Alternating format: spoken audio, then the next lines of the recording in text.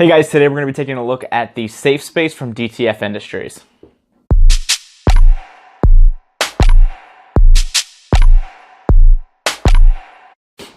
So first off, let's go over exactly what this is and what it's used for. So first off, when you put this on your gun, it's going to look just like this. It connects to the rail.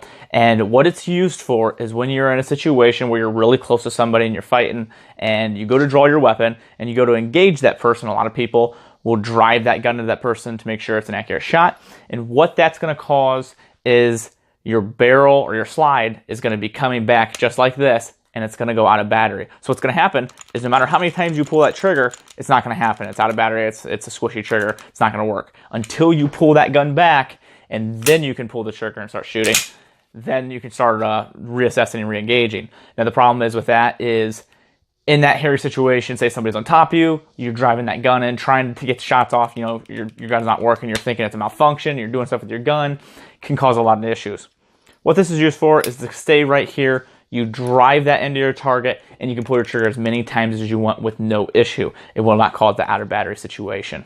For some benefits. Now, the biggest one and the most obvious is the fact that now you have a standoff device. This will prevent you from ever being in a situation where you're pressing that gun into somebody and it not going off. All the testing that I've done and everything that I can see in the future of this is it's 100% effective. I don't ever see this not working. Some people brought to my attention that they think that an article of clothing or something could get in between here and cause some failures. Personally, the stuff that I've tested, I don't see it happening. It's a pretty flush fit. It's a really tight fit. I don't see clothing getting in here and causing any issues whatsoever. Could it happen? Yeah, I mean, there's a lot of things that can happen. A fly could fly into my barrel when I'm shooting in between rounds and jam my gun. But to me, I don't see that happening. Another benefit is it's got a rail here on the bottom. So you're still able to put your flashlight or whatever else you want to put on the rail, you know, laser and stuff like that. That's a huge benefit to me because a lot of people don't want to lose this rail space because a lot of people like running flashlights nowadays. So you still have that rail so you can put whatever you want on the bottom.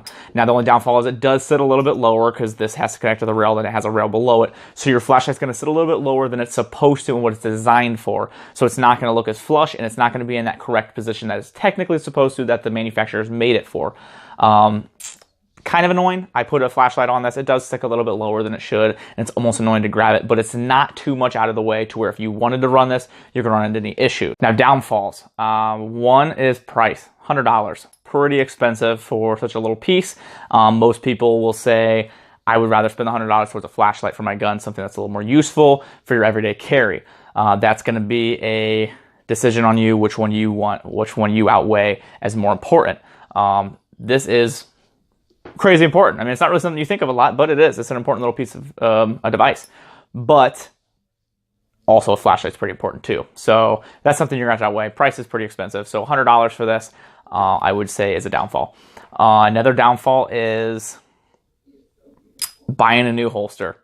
Huge, huge downfall for me. Not a lot of the main holster companies like T-Rex Arms, Tier 1 Concealment, TXC holsters make holsters compatible for this. So that to me is a downfall because I don't trust a lot of holsters. There's very few holsters I buy. Right down here is a tote full of holsters that I've tested and don't use, and it is full of cheaper, mid-range, and expensive holsters. So there's very few holsters I trust, and I don't want to just go to the very few companies that actually make holsters of this and trust them because there's a good chance I'm not going to like it. So that is a downfall. Not a lot of the holster companies make holsters for this, and you're going to have to buy a new holster. So not only are you going to have to buy this device, which is $100, you're now going to have to buy another holster to accommodate this device.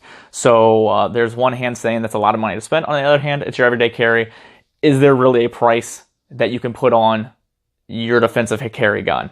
As you can tell, I've put a decent amount of money into this gun, and it's pretty fancy. So no, I don't think there really is a price that you can put on a defensive gun because when you're in a situation, the last thing you're going to be thinking of is, dang, I really wish I wouldn't have spent that $100 on this device. But not a lot of people have that money laying around that they can buy devices like this. So holsters, device itself, it's all expensive. So buying this device is not going to be one purchase. One thing that's really annoying about this too is I use this gun a lot on the range as well as concealed carry.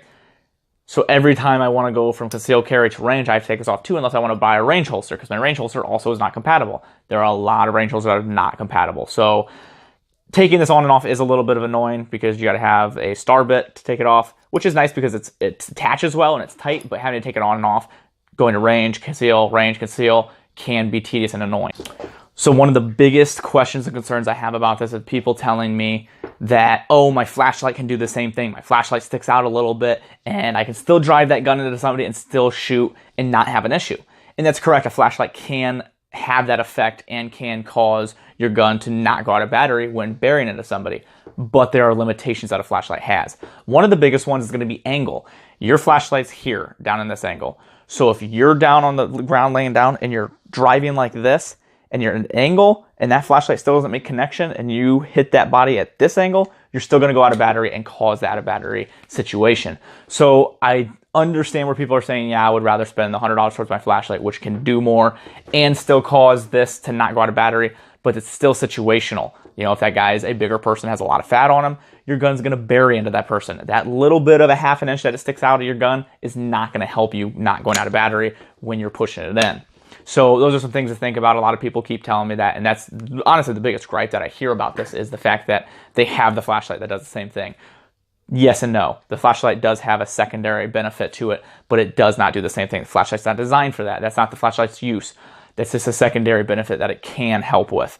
But there are situations that flashlight's not going to work, and angle's one of them. And I know for a fact that me in that situation, no matter how much I train, I'm not going to be thinking, uh-oh, I gotta make sure my angle's right with my flashlight to bury this into the person. So that's just something that I've heard that I kind of want to put out there. And you guys can discuss that too in the comments. So, you know, put it in the comments, see what people think. And I always like to see what your guys' thoughts are there too as well. So make sure it's, you know, civil. Don't go bashing people, but let me know what you guys think in the comments. Here's a closer look of the device itself. And it's actually a pretty sturdy device. The machining is really nice, no sharp edges or anything. I always like to look over each product that I get and kind of see how it's machined or how it's made and to make sure that the company took its time and made a good device. Something that could be huge and always to make sure you check is make sure the barrel is aligned correctly with this. Because the last thing you want to do is start shooting shots and blow this thing to pieces. It could hurt you and hurt somebody else. So make sure you always check this out. So let's go ahead and install this real quick. Pretty simple. Just hook it to your rail and push in. Now the first time, I will say, this gun is clear. I will say the first time I did this and went to take it off, I had to use a vise to get it off because it was so tight on the gun. Now it's not too bad. It's pretty loose that I've put in a couple times. So then you take this device that comes with it, drop it in there, and it'll drop right in that rail spot. And then you just go ahead and take the screws that are given to you and screw it in, and it will be tight in that spot. I'm not going to go ahead and do that right now because I don't want to install it. And then to remove it, the best way I found to do is lock your gun back, take the sides here after verifying your gun's clear, which we've already done multiple times, which I always have to do because there's always that one person that wants to complain on the video. But make sure your gun's clear and pull on these sides, and it should come off. I'm going to have a little trouble, aren't I? There's also this angle here. If you want, you can take your thumbs and push and start it. That's another way to do it. I usually like to do it this way. It's kind of hard because I'm reaching around the camera right now. But yeah, first time it was really tight. Had to use a vise to get it off. But other than that, that is a close-up of the device. I really wanted to get some good footage for you guys of this gun not working without the device and the gun working with the device. So I went out, we got some good film. I think it looks really good, and it shows all the benefits of this device. So go ahead and check that out here.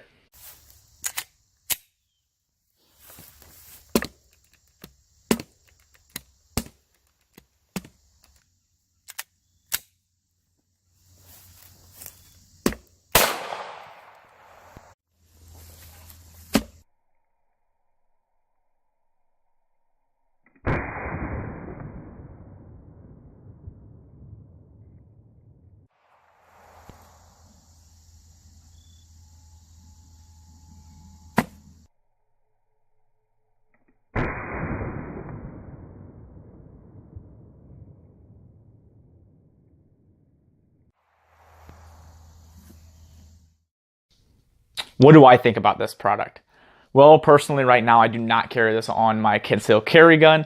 The biggest reason being is because there's not any holsters out there. Now, I will say if there's more holsters on the market and the companies that I buy holsters for and I trust really adapt to this, there's a good chance I will start carrying this because really there is no downfall to not carry this. Other than, and for my instance, just throw it across the room, is I have a flashlight here on the bottom. So that would impede my flashlight. So I would either have to go a different flashlight setup or go a different route with that. Let me go get that. Now where I really see this shining is in law enforcement. I feel like every law enforcement agency should get one of these, find a company that's going to work with the holsters, and get a deal and a contract with these guys, because I think this is a great product to have for somebody in the law enforcement field, or somebody that's doing private security, anything like that has a higher risk of actually going in hand-to-hand with somebody and having to draw and use their gun in these kind of situations. Absolutely anyone can go in that kind of situation and be in that, but they have a higher risk of being in those situations. So I think law enforcement and private security would have a much bigger reason to have one of these. So I can see a really good market on law enforcement for one of these. Civilian-wise, I think for right now, it's not going to catch. I think people are too into their flashlights and are really against this idea, especially because of the reason there's no holsters. Now, I think if holsters start getting made from these and companies really start backing this up, I think this can take off. But for right now, I think it's kind of hesitant on people. And I'm the same. I'm not going to run it as well. But I'm glad I do have one, because I feel like eventually, if there are more holsters, I will definitely start running something like this. As you guys can tell from that video, this thing does its job pretty well, and it's actually pretty cool.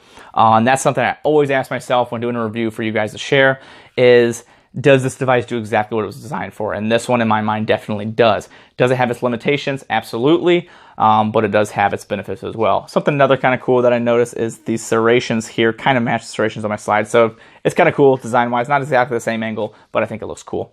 So if this is something you guys are interested in and would like to get something like this for your gun, go ahead and check out DTF Industries. They also make AR9s and some other parts. I know they're coming out with some new stuff this year as well. So make sure to check them out.